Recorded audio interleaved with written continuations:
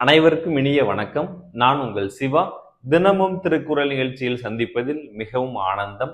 இன்றைய திருக்குறள் அதிகாரத்தின் பெயர் இகல். குறள் எண் 857. மிகல் மேவல் மெய்ப்பொருள் காணார் இகல் மேவல் இன்னா அறிவினவர்.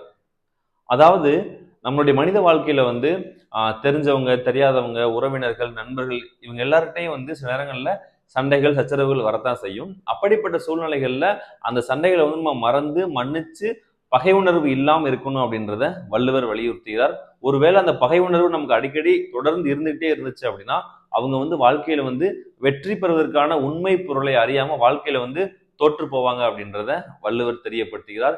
எனவே பகை உணர்வு இல்லாமல் அனைவரிடத்திலும் அன்பு செலுத்தி வாழும் பொழுது நம்முடைய வாழ்க்கை ஒரு வெற்றிகரமான வாழ்க்கையாக இருக்கும். நன்றி, வணக்கம்.